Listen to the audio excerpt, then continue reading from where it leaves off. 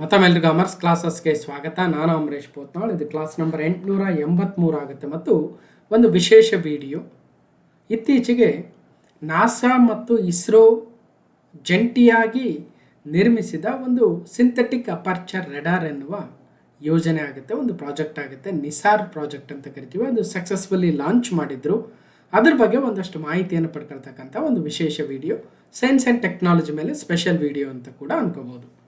ಈ ಹಿಂದೆ ಕೂಡ ನಿಸಾರ್ ಪ್ರಾಜೆಕ್ಟ್ ಮೇಲೆ ಒಂದಷ್ಟು ಮಾಹಿತಿಯನ್ನು ನಾವು ಸೈನ್ಸ್ ಆ್ಯಂಡ್ ಟೆಕ್ನಾಲಜಿ ಸೀರೀಸಲ್ಲಿ ಮಾಡಿದ್ವಿ. ಸೊ ನೀವು ಅಮರ್ಸ್ ಕ್ಲಾಸಸ್ಗೆ ಹೋದರೆ ಸೈನ್ಸ್ ಆ್ಯಂಡ್ ಟೆಕ್ನಾಲಜಿ ಪ್ಲೇಲಿಸ್ಟ್ಗೆ ಹೋಗಿ ಅಲ್ಲಿ ಒಂದಷ್ಟು ವೀಡಿಯೋಸ್ ಇದ್ದಾವೆ, ನೋಡಿ ಅಂತ ಹೇಳ್ತಾ ಈಗ ನಿಸಾರ್ ಲಾಂಚ್ ಆಗಿರೋದ್ರಿಂದ ಅದ್ರ ಬಗ್ಗೆ ಒಂದಷ್ಟು ಮಾಹಿತಿ ಪಡ್ಕೊಳ್ಳೋಣ. ಬನ್ನಿ ಹಾಗಿದ್ರೆ. NASA ISRO synthetic aperture radar NISAR project 2025 ಆಗುತ್ತೆ. ಮೊದಲನೇದಾಗಿ ಈ NASA ISRO synthetic aperture radar NISAR ಉಪಗ್ರಹವನ್ನು ಯಾವತ್ತು ಲಾಂಚ್ ಮಾಡಿದರು? ಜುಲೈ 30, 2025. ಯಾವತ್ತು ಅಂತ ಕೇಳ್ಬೋದು. ಎಲ್ಲಿಂದ ಲಾಂಚ್ ಮಾಡಿದರು ಅಂತ ಕೇಳ್ಬೋದು. ಆಂಧ್ರ ಪ್ರದೇಶದ ಶ್ರೀಹರಿಕೋಟಾದಲ್ಲಿರುವ ಸತೀಶ್ ಧವನ್ ಬಾಹ್ಯಾಕಾಶ ಕೇಂದ್ರದಿಂದ ಲಾಂಚ್ ಮಾಡಿದರು. ಇಷ್ಟೇ ಅಲ್ಲ, ಈ ಒಂದು ನಿಸಾರ್ ಪ್ರಾಜೆಕ್ಟಲ್ಲಿ ಬಳಕೆಯಾಗಿರ್ತಕ್ಕಂತಹ ವಿವಿಧ ಇನ್ಸ್ಟ್ರೂಮೆಂಟ್ಸ್ ಯಾವ್ಯಾವು, ಜೊತೆಗೆ ಯಾವ ಲಾಂಚಿಂಗ್ ವೆಹಿಕಲ್ಲಿಂದ ಲಾಂಚ್ ಮಾಡಲಾಯಿತು, ಇದರ ತೂಕ ಎಷ್ಟಿತ್ತು, ಇದರಲ್ಲಿರ್ತಕ್ಕಂಥ ಬ್ಯಾಂಡ್ಗಳೇನು, ಎಸ್ ಬ್ಯಾಂಡ್ ಅಂದ್ರೇನು, ಎಲ್ ಬ್ಯಾಂಡ್ ಅಂದ್ರೇನು, ಯಾರು ಪ್ರೊವೈಡ್ ಮಾಡಿದರು, ಮತ್ತು ಇದು ನಾಸಾ ಮತ್ತು ಇಸ್ರೋ ಜಂಟಿಯಾಗಿ ಈ ಯೋಜನೆಯನ್ನು ತಂದಿರೋದ್ರಿಂದ ನಾಸಾದ ಕೊಡುಗೆ ಏನು, ಇಸ್ರೋದ ಕೊಡುಗೆ ಏನು ಅಲ್ವಾ, ಏನೇನು ಕಾಂಟ್ರಿಬ್ಯೂಷನ್ಸ್ ಮಾಡಿದ್ದಾವೆ, ಮತ್ತು ಇದು ಯಾವ ರೀತಿಯಾಗಿ ಟೆಕ್ನಿಕಲಿ ವರ್ಕ್ ಆಗುತ್ತೆ ಅಂತಕ್ಕಂಥ ವಿವಿಧ ಮಾಹಿತಿಗಳನ್ನು ಪಡ್ಕೊಳ್ತಕ್ಕಂಥ ಒಂದು ಪ್ರಯತ್ನವಾಗುತ್ತೆ. The NASA ISRO synthetic aperture radar NISAR satellite was successfully launched on July 30, 2025 from the Satish Dhawan space centre at Sriharikota in Andhra Pradesh. ಬನ್ನಿ ಹಾಗಾದರೆ ಒಂದಷ್ಟು ಪೇಪರ್ ಕಟಿಂಗ್ ನೋಡಿಕೊಂಡು ನಂತರ ಟೆಕ್ನಿಕಾಲಿಟೀಸ್ ಬಗ್ಗೆ ನೋಡ್ತಾ ಹೋಗೋಣ. ಮೊದಲನೇದಾಗಿ ಭಾರತದ ಸಾಮರ್ಥ್ಯ ಪ್ರದರ್ಶನಕ್ಕೆ ವೇದಿಕೆ ರೆಡಿಯಾಗಿದೆ. ನಾಸಾ ಇಸ್ರೋ ಸಹಭಾಗಿತ್ವದ ಬಾಹ್ಯಾಕಾಶ ಕಾರ್ಯಕ್ರಮವಾಗುತ್ತೆ. ಇಂದು ನಭಕ್ಕೆ ನಿಸಾರ್ ಉಪಗ್ರಹ ಅಂತ ಆ ಒಂದು ಏನು launching day before news article ಆಗುತ್ತೆ. ಓಕೆ, ನೋಡ್ಬೋದು. ಶ್ರೀಹರಿಕೋಟದಲ್ಲಿರುವ 2ನೇ ಉಡ್ಡಯನ ನೆಲೆಯಿಂದ ಉಪಗ್ರಹವನ್ನು ಉಡಾವಣೆ ಮಾಡಲಾಗಿದೆ. ಈ ನೆಲೆಯು ಚೆನ್ನೈಯಿಂದ 135 ಕಿಲೋಮೀಟರ್ ದೂರದಲ್ಲಿದ್ದು ಉಡ್ಡಯನಗೊಂಡ 19 ನಿಮಿಷಗಳ ನಂತರ ಉಪಗ್ರಹವನ್ನು ನಿಗದಿತ ಕಕ್ಷೆಗೆ ಸೇರಿಸಲಾಗುತ್ತದೆ ಅಂತ ಹಿಂದಿನ ದಿನ ಇತ್ತು. ಸೊ ಮರುದಿನದ ಲಾಂಚಿಂಗ್ ಆದ ನಂತರದ ಪೇಪರ್ ಕಟಿಂಗ್ ಕೂಡ ಇದ್ದಾವೆ, ವೆಯ್ಟ್ ಮಾಡೋಣ. ಇಸ್ರೋ ಮತ್ತು ನಾಸಾ ಜಂಟಿಯಾಗಿ ಅನುಷ್ಠಾನಗೊಳಿಸುತ್ತಿರುವ ನಿಸಾರ್ ಕಾರ್ಯಕ್ರಮವು ಬಾಹ್ಯಾಕಾಶ ಇಂಜಿನಿಯರಿಂಗ್ ಕ್ಷೇತ್ರದಲ್ಲಿನ ಭಾರತದ ಸಾಮರ್ಥ್ಯಗಳನ್ನು ಜಾಗತಿಕ ಮಟ್ಟದಲ್ಲಿ ಪ್ರದರ್ಶಿಸುವುದಕ್ಕೆ ವೇದಿಕೆಯಾಗಿದೆ. ಓಕೆ, ನಿಸಾರ್ ಉಪಗ್ರಹ ಕಳಿಸುವ ದತ್ತಾಂಶಗಳು ವಿಶ್ವದೆಲ್ಲೆಡೆ ಇರುವ ಅದರ ಬಳಕೆದಾರರಿಗೆ ಮುಕ್ತವಾಗಿ ಲಭ್ಯವಾಗಲಿದ್ದು ಡೌನ್ಲೋಡ್ ಕೂಡ ಮಾಡಿಕೊಳ್ಬಹುದು. ಈ ಒಂದು ಉಪಗ್ರಹದಲ್ಲಿ ಅಳವಡಿಸಲಾಗಿರುವ 2 ಬ್ಯಾಂಡ್ಗಳು, ಒಂದು ಎಲ್ ಬ್ಯಾಂಡ್ ಅನ್ನು ನಾಸಾ ಒದಗಿಸಿದ್ರೆ ಎಸ್ ಬ್ಯಾಂಡ್ ಅನ್ನು ನಮ್ಮ ಇಸ್ರೋ ಒದಗಿಸಿದೆ. L band from NASA, S band from ISRO. ಹೇಳಿಕೆಗಳಿಗೆ ರೆಡಿಯಾಗಿರ್ಬೇಕು, ರೈಟ್? ಹೇಳಿಕೆಗಳ ಮುಖಾಂತರ ಇದೇ ರೀತಿ ಕೇಳ್ತಾರೆ. ಎಸ್ ಬ್ಯಾಂಡ್ ಅನ್ನು ಸಿಂಥೆಟಿಕ್ ಅಪರ್ಚರ್ ರೆಡಾರ್ನಲ್ಲಿ ಅಳವಡಿಸಲಾಗುತ್ತದೆ. ಇದರಿಂದ ಭೂಮಿಗೆ ಸಂಬಂಧಿಸಿದಂತೆ ವ್ಯಾಪಕ ದತ್ತಾಂಶಗಳ ಸಂಗ್ರಹ ಸಾಧ್ಯವಾಗಲಿದೆ. ನೋಡೋಣ, ಇಷ್ಟಿರಲಿ. ನೆಕ್ಸ್ಟು ಇದರ ಪ್ರಯೋಜನಗಳೇನು ಅಂತ ನೋಡೋಣ. ಅಂಟಾರ್ಟಿಕಾ ಮತ್ತು ಉತ್ತರ ಧ್ರುವ ಹಾಗೂ ಸಮುದ್ರಗಳ ಕುರಿತು ವಿಸ್ತೃತ ದತ್ತಾಂಶ ರವಾನೆಯಾಗುತ್ತೆ. ಇಸ್ರೋ ಈ ಮೊದಲು ಉಡ್ಡಯನ ಮಾಡಿರುವ ಉಪಗ್ರಹಗಳಾಗಿರ್ತಕ್ಕಂಥ ರಿಸೋರ್ಸ್ ಸ್ಯಾಟ್ ಮತ್ತು ರೀಸ್ಯಾಟ್ ಏನಿದ್ದಾವೆ ಅವು ಭಾರತವನ್ನು ಕೇಂದ್ರೀಕರಿಸಿದ ಚಿತ್ರಗಳನ್ನು ಮಾತ್ರ ಕಳುಹಿಸ್ತವೆ. ಇಡೀ ಭೂಮಂಡಲದ ಚಿತ್ರಗಳು ನಮಗೆ ಸಿಗೋದಿಲ್ಲ. ಆದರೆ ನಿಸಾರ್ ಉಪಗ್ರಹವು ಇಡೀ ಭೂಮಂಡಲಕ್ಕೆ ಸಂಬಂಧಿಸಿದ ಚಿತ್ರ ಮತ್ತು ದತ್ತಾಂಶಗಳನ್ನು ಕಳಿಸಿಕೊಡಲಿದ್ದು ಹೆಚ್ಚಿನ ಅಧ್ಯಯನಕ್ಕೆ ನಮಗೆ ಸಹಕಾರಿಯಾಗಲಿವೆ. ವಿವಿಧ ದೇಶಗಳು, ಸಂಘಟನೆಗಳು ಕೂಡ ಈ ಉಪಗ್ರಹ ಕಳಿಸುವ ದತ್ತಾಂಶಗಳನ್ನು ಬಳಸ್ಕೋಬಹುದು. ಕಾಲಗಳಲ್ಲಿನ ಬದಲಾವಣೆ, ಪರ್ವತಗಳ ಸ್ಥಳಾಂತರ ಯಾವ ರೀತಿಯಾಗಾಯಿತು, ಹಿಮಾಲಯಗಳ ಶ್ರೇಣಿಯಲ್ಲಿ ಏನಾಗ್ತಾ ಇದೆ, ಅಂಟಾರ್ಟಿಕಾದಂತಹ ಪ್ರದೇಶಗಳಲ್ಲಿ ಕಂಡುಬರುವ ನೀರ್ಗಲ್ಲುಗಳ ಚಲನೆಗಳ ಮೇಲೆ ಕಣ್ಗಾವಲನ್ನಿಡಲು ನೆರವು ಕೂಡ ಆಗಲಿದೆ. ಈ ನಿಸಾರ್ ಉಪಗ್ರಹ ಇಡೀ ಭೂಮಿಯನ್ನು 12 ದಿನಗಳಲ್ಲಿ ಸುತ್ತಿ ದತ್ತಾಂಶವನ್ನು ಸಂಗ್ರಹಿಸಿ ನೀಡಲಿದೆ. ಓಕೆ, ಈ ಉಪಗ್ರಹದ ಕಾರ್ಯಾಚರಣೆ ಅವಧಿ 5 ವರ್ಷ ಅಂತೆ. GSLV F-16 ರಾಕೆಟ್ ಬಳಸಿ ಈ ಉಡ್ಡಯನ ಮಾಡಲಿದ್ದಾರೆ. ಸೊ ರಾಕೆಟ್ನ ಎತ್ತರ ಸುಮಾರು 51.7 ಮೀಟರ್ ಕೂಡ ಇದೆ. GSLV F-16 ಲಾಂಚಿಂಗ್ ವೆಹಿಕಲ್ ಅನ್ನು ಬಳಸಿರ್ತಕ್ಕಂಥದ್ದು. ಇದರ ಕಾರ್ಯಾಚರಣೆಯ ಅವಧಿ 5 ವರ್ಷ. ಇಡೀ ಭೂಮಿಯನ್ನು 12 ದಿನಗಳಲ್ಲಿ ಸುತ್ತಿ ಮಾಹಿತಿಯನ್ನು ಕೊಡಲಿದೆ. ಸೊ ನಿಸಾರ್ ಉಡಾವಣೆ ಯಶಸ್ವಿ. ಉಡಾವಣೆ ಆದ ನಂತರದ ಮಾಹಿತಿ. ಇಸ್ರೋ ನಾಸಾ ಜಂಟಿಯಾಗಿ ಕೈಗೊಂಡ ಯೋಜನೆ ಮೊದಲನೇ ಅಂಶ. ಉಪಗ್ರಹವನ್ನು ಸರ್ವ ಸಮಕಾಲಿಕ ಕಕ್ಷೆಗೆ ಸೇರಿಸಿದ GSLVಯ ಮೊದಲ ಸಾಧನೆ. ಸೊ GSLV F-16 ಅಂತಕ್ಕಂಥ ಒಂದು ಲಾಂಚಿಂಗ್ ವೆಹಿಕಲ್ ಇಂದ ಇದನ್ನು ಲಾಂಚ್ ಮಾಡಿರ್ತಕ್ಕಂಥದ್ದು. ವಿಶ್ವದ ಮೊದಲ 2 ಬ್ಯಾಂಡ್ ರಾಡಾರ್ ಉಪಗ್ರಹ ಬಾಹ್ಯಾಕಾಶಕ್ಕೆ ಸೇರ್ಪಡೆಯಾದಂತಾಗಿದೆ. 2 ಬ್ಯಾಂಡ್, ಒಂದು L ಬ್ಯಾಂಡ್, ಇನ್ನೊಂದು S ಬ್ಯಾಂಡ್. ಹೀಗೆ 2 ಬ್ಯಾಂಡ್ ಇರ್ತಕ್ಕಂತಹ ಒಂದು ಉಪಗ್ರಹ ಆಗುತ್ತೆ, ರೆಡಾರ್ ಆಗುತ್ತೆ. ಸೊ ಅಂತಹ ಸಾಧನೆ ಮಾಡಿರ್ತಕ್ಕಂತಹ ಮೊದಲ ಯೋಜನೆಯೂ ಕೂಡ ಇದು. ಇದರಿಂದಾಗಿ ಚಂಡಮಾರುತ, ಜಾಗತಿಕ ತಾಪಮಾನದಿಂದ ಹಿಮ ಕರಗುವಿಕೆ ಎಷ್ಟಾಗ್ತಾ ಇದೆ, ಪ್ರವಾಹಗಳು ಹೇಗೆ ಬರ್ತಾ ಇದ್ದಾವೆ, ನೈಸರ್ಗಿಕ ವಿಕೋಪಗಳ ಬಗ್ಗೆ ಮುನ್ನೆಚ್ಚರಿಕೆ ನಿರ್ವಹಣೆಗೆ ಅಗತ್ಯ ಯೋಜನೆ. ಈ ಒಂದು ಯೋಜನೆಯಿಂದ ಸಹಕಾರಿಯಾಗಲಿದೆ. GSLV F-16 ಉಪಗ್ರಹ. ಈ ಒಂದು ಉಪಗ್ರಹವನ್ನು ಹೊತ್ತೊಯ್ದಿರ್ತಕ್ಕಂಥ ರಾಕೆಟ್ನ ಹೆಸರು GSLV F-16. ಒಟ್ಟಾರೆಯಾಗಿ 12,000 ಕೋಟಿ ರೂಪಾಯಿಗಳ ಈ ಒಂದು ಯೋಜನೆಗೆ ತಗಲಿದೆ. 788 ಕೋಟಿ ರೂಪಾಯಿ ನಮ್ಮ ಇಸ್ರೋದ ಪಾಲಾಗಿದೆ. ಉಳಿದಿದ್ದು ಅಮೆರಿಕದ ನಾಸಾ ಪ್ರೊವೈಡ್ ಮಾಡಿದೆ. ಉಡಾವಣೆಯಾದ 19 ನಿಮಿಷಗಳ ಅವಧಿಯಲ್ಲಿ ನಿಸಾರ್ ಉಪಗ್ರಹವನ್ನು ಕಕ್ಷೆಗೆ ಸೇರಿಸಲಾಗಿದೆ. ನಿಸಾರ್ ಭೂಮಿಯಿಂದ 743 ಕಿಲೋಮೀಟರ್ ದೂರ ಇದೆ ಅಂತೆ. ಇದರ ಒಟ್ಟು ತೂಕ 2392 kg. ಓಕೆ, 97 ನಿಮಿಷಗಳಿಗೆ ಒಮ್ಮೆ ನಿಸಾರ್ ಉಪಗ್ರಹ ಭೂಮಿಯನ್ನು ಸುತ್ತು ಹಾಕಲಿದೆ ಅಂತೆ. 12 ದಿನಗಳಿಗೊಮ್ಮೆ ಭೂಮಿಯ ಮೇಲ್ಮೈ ಮತ್ತು ಹಿಮಚ್ಛಾದಿತ ಪ್ರದೇಶಗಳ ಫೋಟೋ ಸೆರೆ ಹಿಡಿದು ಮಾಹಿತಿಯನ್ನು ಕೂಡ ರವಾನಿಸಲಿದೆ ಅಂತ ಹೆಚ್ಚಿನ ಮಾಹಿತಿ ಇದೆ, ನೋಡ್ಬೋದು. ಸೊ ಮತ್ತೊಂದು ಪೇಪರ್ ಕಟ್ಟಿಂಗ್ ಇದೆ. ಸೊ ಅದರ ಯೋಜನೆ, ಅದರ ಪ್ರಮುಖ ಉದ್ದೇಶ ಏನಿದೆ, ಅದರ ಎತ್ತರ, ಒಟ್ಟು ಎಷ್ಟು ಕೋಟಿಗಳ ಒಂದು ಇದಕ್ಕೆ ವೆಚ್ಚ ತಗುಲಿದೆ, ಎಷ್ಟು 5 ವರ್ಷಗಳ ಕಾಲ ಒಂದು ಕಾರ್ಯಾಚರಣೆ ನಡೆಸ್ತಕ್ಕಂಥ ಅವಧಿ ಕೂಡ ಕೊಟ್ಟಿದ್ದಾರೆ. ಇದೆಲ್ಲ ಮಾಹಿತಿಯನ್ನು ನೋಡ್ಕೋಬಹುದು. ಇಂಗ್ಲೀಷಲ್ಲೂ ಕೂಡ ಇದೆ, ನೋಡಿ.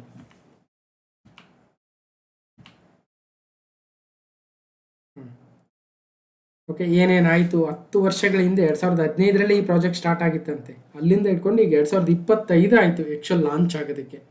ಓಕೆ, ಮತ್ತು ಗೋಲ್ ಏನಿದೆ ಅದರದ್ದು, ಈಗ ಫಾರೆಸ್ಟ್ಸ್ ಯಾವ ರೀತಿಯಾಗಿ ಫಾರೆಸ್ಟ್ಗಳು ಚೇಂಜ್ ಆಗ್ತಾ ಇದೆ, ಅಗ್ರಿಕಲ್ಚರಲ್ಲಿ ಯಾವ್ಯಾವ ಕ್ರಾಪ್ಸ್, ಆ್ಯಕ್ಟಿವ್ ಕ್ರಾಪ್ಸ್ ಇದ್ದಾವೆ, ವೆಟ್ಲ್ಯಾಂಡ್ಸಲ್ಲಿ ಯಾವ ರೀತಿಯಾಗಿ ಏರಿಯಾ ಇದೆ, ಕಂಡೀಷನ್ ಯಾವ ರೀತಿಯಾಗಿದೆ, ಗ್ಲೇಜಿಯರ್ಸ್ ಏನು ಮೆಲ್ಟ್ ಆಗ್ತಾ ಇದ್ದಾವ, ಅರ್ಥಕ್ವೇಕು ಅಥವಾ ಲ್ಯಾಂಡ್ಸ್ಲೈಡ್ಸು ಈ ರೀತಿಯಾಗಿ ಏನು ಅವಘಡಗಳಾಗ್ತಾ ಇದ್ದಾವೆ. ಸೊ ಇವೆಲ್ಲ ರೀತಿಯ ಅಧ್ಯಯನವನ್ನು ಮಾಡೋದಕ್ಕೆ ಈ ಒಂದು ಪ್ರಾಜೆಕ್ಟ್ ಯೂಸ್ ಆಗ್ತಾ ಇದೆ. Okay, world's first dual frequency radar imaging satellite ಆಗುತ್ತೆ. So dual frequency L band and S band frequency ಹೊಂದಿರತಕ್ಕಂತಹ ಮೊಟ್ಟ ಮೊದಲ ವಿಶ್ವದ ಯೋಜನೆಯು ಕೂಡ ಇದಾಗುತ್ತೆ. So radar satellite. Okay, largest ever spaceborne radar antenna 12 metre gold plated mesh ಇದೆ ಅಂತೆ. ನೋಡಿ, ಈ ಒಂದು ಮೆಶ್ ಬರುತ್ತೆ ಅಲ್ಲಿ, ಆ ಮೆಶ್ಶು ಸುಮಾರು 12 ಮೀಟ್ರು, ಎಷ್ಟೋ ಫೀಟ್ ಬರುತ್ತೆ, ನೀವೇ ಲೆಕ್ಕ ಹಾಕಿ. ಅದು ಗೋಲ್ಡ್ ಪ್ಲೇಟೆಡ್ ಮೆಶ್ ಕೂಡ ಇದೆ ಅಂತೆ. ಸೊ ಡೀಟೇಲ್ಸ್ ನೋಡಿ. ಇನ್ನು ಇಸ್ರೋ ಬಗ್ಗೆ ಮತ್ತು ನಾಸಾ ಬಗ್ಗೆ ಡೀಟೇಲ್ಸ್ ಇದೆ. ನಮಗೆ ಅದಕ್ಕಿಂತಲೂ ಹೆಚ್ಚಿನ ಮಾಹಿತಿ ಈ ನಿಸಾರ್ ಬಗ್ಗೆ ತಿಳ್ಕೊಳ್ತಾ ಹೋಗೋಣ. ಓಕೆ,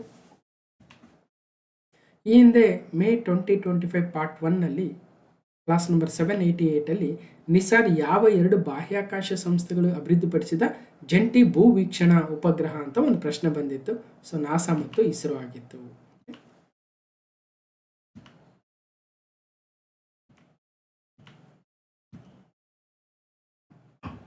ಇದೇ ಆಂಟೆನಾ.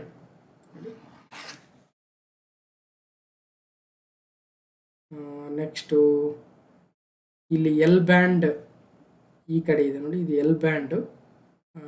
ಈ ಭಾಗದಲ್ಲಿ S ಬ್ಯಾಂಡ್ ರಿಲೇಟೆಡ್ ಎಲೆಕ್ಟ್ರಾನಿಕ್ಸನ್ನು ಕೊಟ್ಟಿದ್ದಾರೆ. ಸೊ ಬೇರೆ ಬೇರೆ ಪ್ರಶ್ನೆಗಳು ಹೆಂಗೆ ಬರ್ಬೋದು ಅಂದರೆ, ಒಂದು ನಿಸಾರ್ ಇದರ ವಿಸ್ತೃತ ರೂಪವೇನು ಅಂತ ಹಿಂದೆ ಈಗ ಆಲ್ರೆಡಿ ಬಂದಾಗಿದೆ. NASA ISRO synthetic aperture radar ಒಂದು ಅಂಶ. ಯಾವ 2 ದೇಶಗಳು, ಅಮೆರಿಕ ಮತ್ತು ಭಾರತ, ಜಂಟಿಯಾಗಿ ಈ ಯೋಜನೆಯನ್ನು ಕೈಗೊಂಡಿದ್ದಾವೆ. Okay, it is a low earth orbit observatory jointly developed by NASA and ISRO. ಇನ್ನೇನಿದೆ ಇದರಲ್ಲಿ ಡ್ಯುಯಲ್ ಫ್ರೀಕ್ವೆನ್ಸಿ ಬಳಸ್ತಾ ಇದ್ದೀವಿ. ಆ ರೀತಿಯಾಗಿ ಡ್ಯುಯಲ್ ಫ್ರೀಕ್ವೆನ್ಸಿ ರೆಡಾರ್ ಸ್ಯಾಟಲೈಟ್ ಆಗುತ್ತೆ. ಸೊ ಅದು ಇಡೀ ಪ್ರಪಂಚದಲ್ಲಿ ಮೊದಲ ಪ್ರಯತ್ನ ಕೂಡ. ಮತ್ತು ಇದರಲ್ಲಿ ಇಸ್ರೋ ಮತ್ತು ನಾಸಾದ ಕೊಡುಗೆ ಏನೇನಿದ್ದಾವೆ ಕೇಳ್ಬೋದು. ಹೇಳಿಕೆಗಳ ಮುಖಾಂತರ ಕೇಳಬೇಕಾದ್ರೆ ಇಸ್ರೋದ ಕೊಡುಗೆ ಏನೇನಿದೆ, ನಾಸಾದ ಕೊಡುಗೆ ಏನೇನಿದೆ.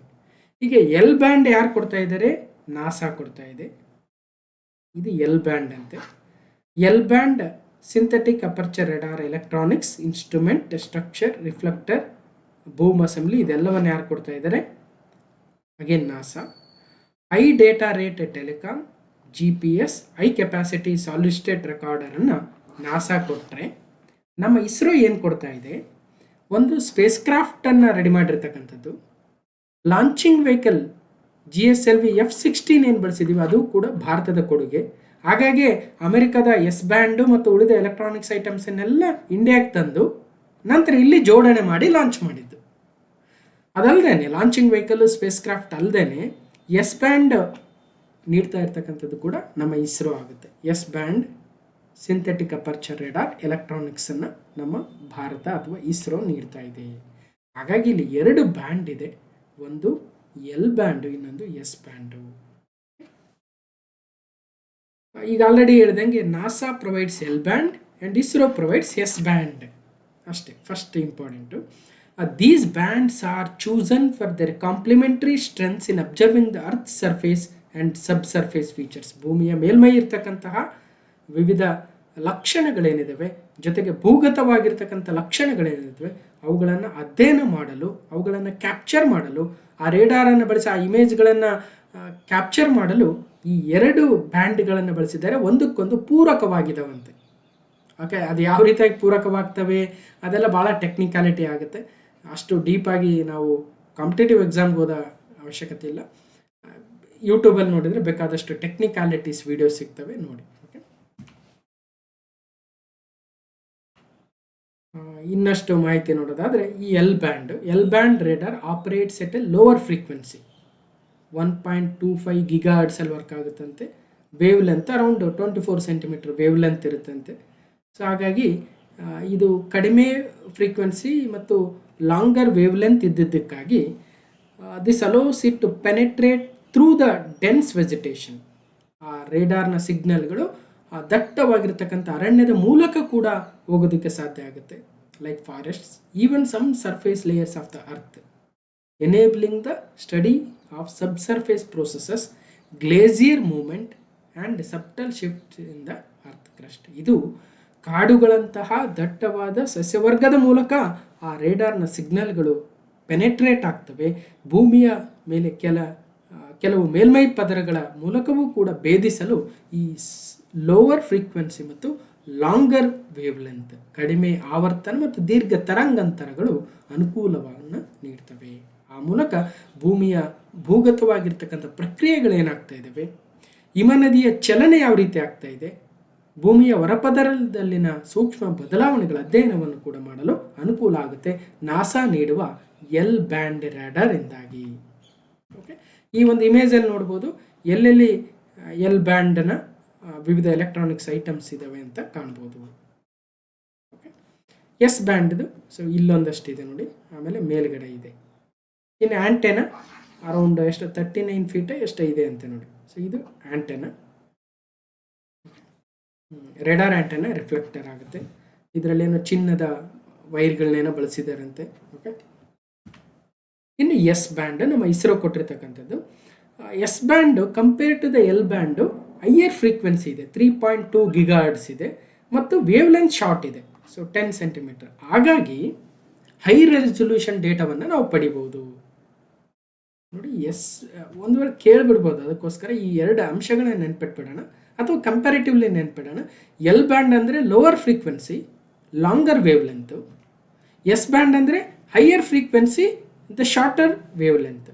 ಹಾಗಾಗಿ this provides higher resolution surface imaging, making it suitable for monitoring the surface deformation, changes in the biomass and natural hazards like earthquakes, volcanic activity, ಲ್ಯಾಂಡ್ಸ್ಲೈಡ್ಸ್ಗಳನ್ನು ಆ ಭೂಮಿಯ ಮೇಲಿನಿಂದ ಅಬ್ಸರ್ವ್ ಮಾಡಿ ಅದೆಲ್ಲವನ್ನು ಕ್ಯಾಪ್ಚರ್ ಮಾಡೋದಕ್ಕೆ ಅನುಕೂಲ ಮಾಡಿಕೊಡುತ್ತೆ. ಇದು ಹೆಚ್ಚಿನ ರೆಸಲ್ಯೂಷನ್ ಇರುವ ಮೇಲ್ಮೈ ಚಿತ್ರಣವನ್ನು ಒದಗಿಸೋದೇ ಎಸ್ ಬ್ಯಾಂಡ್ ಆಗುತ್ತೆ. ಇದು ಮೇಲ್ಮೈ ಮೇಲ್ಮೈಯಲ್ಲಾಗುವ ವಿರೂಪಗಳನ್ನು, ಜೀವರಾಶಿಯಲ್ಲಿನ ಬದಲಾವಣೆಗಳು ಮತ್ತು ಭೂಕಂಪಗಳು, ಜ್ವಾಲಾಮುಖಿಗಳು, ಭೂಕುಸಿತಗಳಂತಹ ನೈಸರ್ಗಿಕ ಅಪಾಯಗಳ ಮೇಲ್ವಿಚಾರಣೆ ಮಾಡಲು ಮುನ್ನೆಚ್ಚರಿಕಾ ಕ್ರಮಗಳನ್ನು ತೆಗೆದುಕೊಳ್ಳಲು ಅನುಕೂಲ ಮಾಡಿಕೊಡ್ತಾ ಇದ್ದೇವೆ.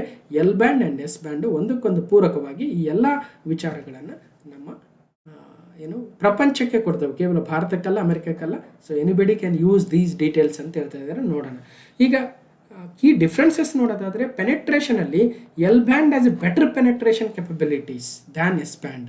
ನಾಸಾ ನೀಡುವ ಎಲ್ ಬ್ಯಾಂಡು ಪೆನೆಟ್ರೇಷನ್ ಅಂದರೆ ಮೋಡಗಳ ಮುಖಾಂತರ ಕೂಡ ಆ ಸಿಗ್ನಲ್ಗಳು ದಾಟಿ ಬರ್ತವೆ ಅಂದಂಗೆ. ಸೊ ಅದು ಎಸ್ ಬ್ಯಾಂಡ್ಗಿಂತಲೂ ಪೆನೆಟ್ರೇಷನ್ ರೇಟ್ ಚೆನ್ನಾಗಿದೆ. Allowing it to see through the dense vegetation, ದಟ್ಟ ಅರಣ್ಯಗಳ ಮೂಲಕ ಕೂಡ ನಾವು ಆ ರೇಡಾರ್ ಸಿಗ್ನಲ್ಗಳನ್ನು ಕಳಿಸ್ಬೋದು. ರೆಸಲ್ಯೂಷನ್ ಪಾಯಿಂಟ್ ಆಫ್ ವ್ಯೂವಲ್ಲಿ ಎಸ್ ಬ್ಯಾಂಡ್, ನಮ್ಮ ಇಸ್ರೋ ನೀಡುವ S band offers high resolution ಬಂದಾಗ ಎಸ್ ಬ್ಯಾಂಡ್ ರೆಸಲ್ಯೂಷನ್ ಚೆನ್ನಾಗಿರುತ್ತೆ. ಆವಾಗ we can see the more detailed images, more detailed ಆ ಒಂದು ಮಾಹಿತಿಗಳನ್ನು ಪಡಿತಾ ಹೋಗ್ಬೋದು. ಸೊ ಒಂದಕ್ಕೊಂದು ಅನುಕೂಲಕರವಾಗಿರ್ತಕ್ಕಂಥದ್ದು ಎಲ್ ಬ್ಯಾಂಡ್ ಮತ್ತು ಎಸ್ ಬ್ಯಾಂಡ್ಗಳು. ನಿಸ್ಸಾರ್ 12 ದಿನಗಳಲ್ಲಿ ಇಡೀ ಜಗತ್ತನ್ನು ನಕ್ಷೆ ಮಾಡುತ್ತದಂತೆ. ಭೂಮಿಯ ಪರಿಸರ ವ್ಯವಸ್ಥೆಗಳು, ಮಂಜುಗಡ್ಡೆ, ದ್ರವ್ಯರಾಶಿ, ಸಸ್ಯವರ್ಗದ ಜೀವರಾಶಿ, ಸಮುದ್ರ ಮಟ್ಟ ಏರಿಕೆ, ಅಂತರ್ಜಲ, ಭೂಕಂಪಗಳು, ಸುನಾಮಿಗಳು, ಜ್ವಾಲಾಮುಖಿಗಳು, ಭೂಕುಸಿತಗಳು ಸೇರಿದಂತೆ ನೈಸರ್ಗಿಕ ಅಪಾಯಗಳಲ್ಲಿನ ಬದಲಾವಣೆಗಳನ್ನು ಅರ್ಥ ಮಾಡಿಕೊಳ್ಳಲು ಪ್ರಾದೇಶಿಕ, ತಾತ್ಕಾಲಿಕವಾಗಿ ಸ್ಥಿರವಾದ ಡೇಟಾವನ್ನು ಒದಗಿಸುತ್ತಾ ಹೋಗುತ್ತದೆ.